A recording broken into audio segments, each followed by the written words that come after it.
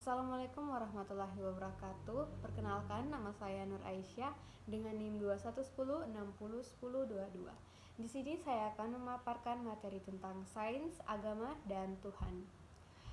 Evolusi sains dalam masyarakat kuno. Pada masa lalu, orang hanya mengandalkan mitos-mitos yang diwariskan secara turun-temurun untuk menjelaskan gejala-gejala alam.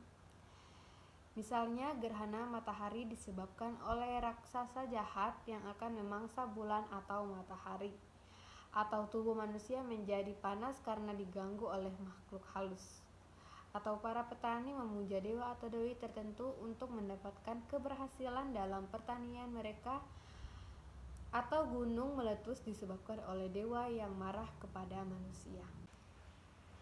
Oleh karena itu, manusia memberikan sesaji kepada para dewa agar mereka bermurah hati memberikan panen yang berlimpah, atau agar para dewa tidak marah terhadap manusia melalui adanya penyakit atau bencana. Meskipun demikian, ternyata penyakit demi penyakit selalu bermunculan. Gagal panen juga sering terjadi atau bencana alam tetap sering terjadi.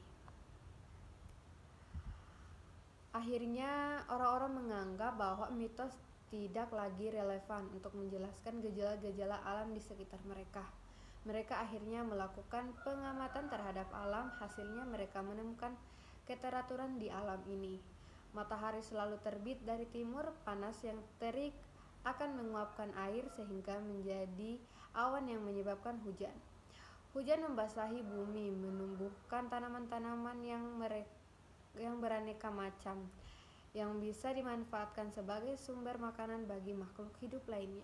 Makhluk hidup itu juga dimakan oleh makhluk hidup lainnya, sehingga membentuk rantai makanan dan lain-lain. Maka muncullah sains.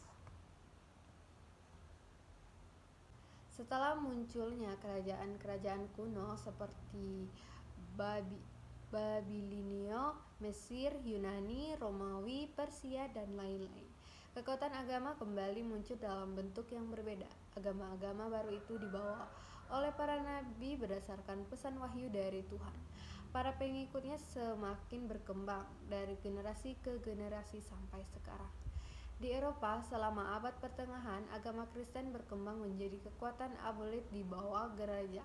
Hal ini mengakibatkan sejarah Kristen Eropa memang pernah mengalami Dark Ages, sebuah masa kegelapan dari abad ke-3 sampai abad ke-14. Pada masa itu, semua di kehidupan Eropa praktis berada di bawah tirani gereja yang memelihara mitos-mitos dan cenderung bersikap anti-sains. Segala kegiatan yang berperspektif sains sepanjang bertentangan dengan dogma gereja didakwa menyebarkan bidat sehingga harus dihukum. Galileo Galilei, seorang ilmuwan Eropa abad pertengahan, merupakan salah satu lebih dari hukum.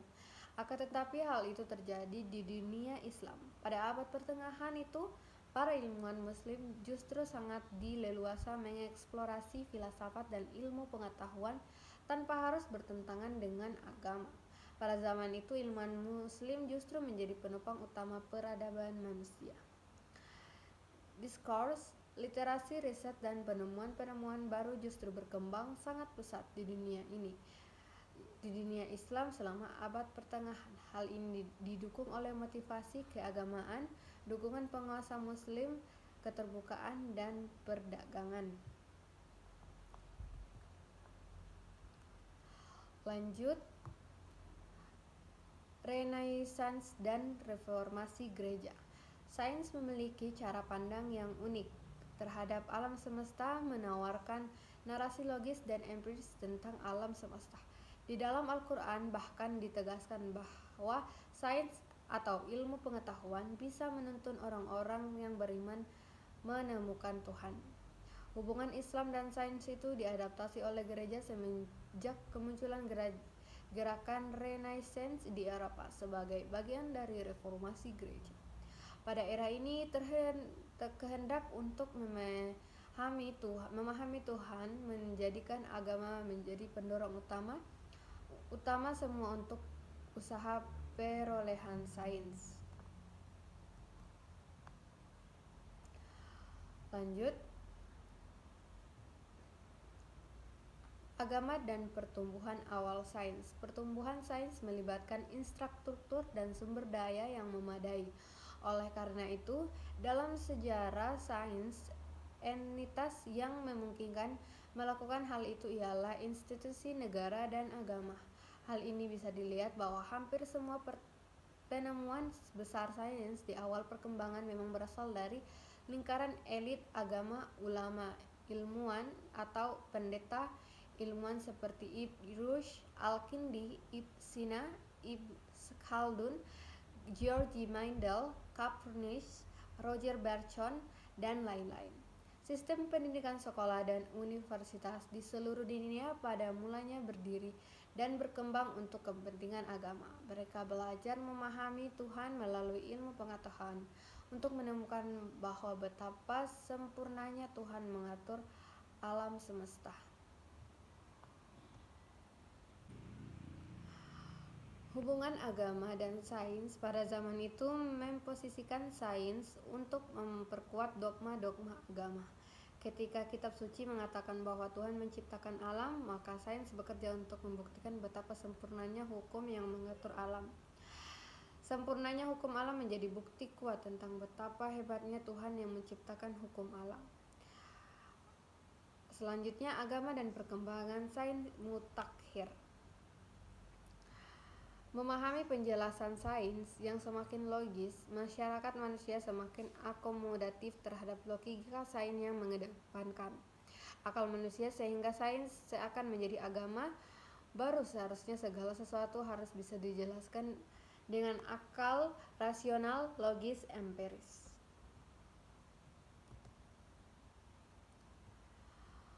Selanjutnya, ketika sains semakin maju, lambat laun manusia mulai menyadari bahwa sains tidak hanya bisa menjelaskan sebagian fenomena alam, melainkan seharusnya bisa digunakan untuk menjelaskan sebuah fenomena alam. Bila ada fenomena yang belum terjelaskan, mereka yakin itu hanya soal waktu saja. Suatu saat pasti manusia bisa menjelaskan dengan sains. Kepercayaan terhadap sains bahkan mencapai titik di mana kita percaya bahwa sedemikian sempurnanya hukum alam, maka tidak ada satupun peristiwa yang bisa terjadi dengan melanggar hukum-hukum alam.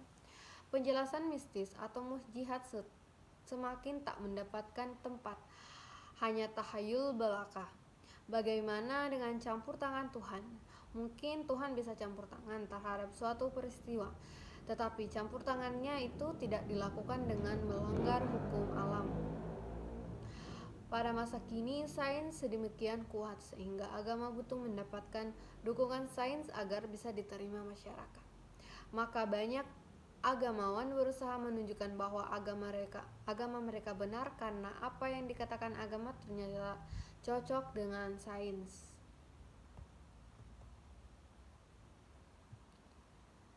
Selanjutnya, secara tidak sadar, para agamawan mulai melucuti sifat Maha Kuasa, yaitu Tuhan. Tuhan tak lagi bersifat semena-mena, melakukan tindakan yang melanggar hukum alam dan di luar nalar kalaupun terpaksa. Tuhan juga harus mengikuti hukum alam, seakan sains menjelma menjadi lebih kuat daripada Tuhan. Ilmu mekanik kuantum menunjukkan bahwa materi, ruang, waktu, dan hukum alam seperti yang kita alami ini bisa muncul spontan tanpa campur tangan siapapun. Dari kekosongan mutlak, Big Bang yang menciptakan semesta dan hukum alam muncul begitu saja dari ketiadaan. Kosmologi menjelaskan bahwa awal semesta bisa dirunut ulang pada sebuah Big Bang bergunung bukti dari pergerakan bintang, galaksi, dan sebaran radiasi atom semesta mendukung peristiwa yang Big Bang tersebut.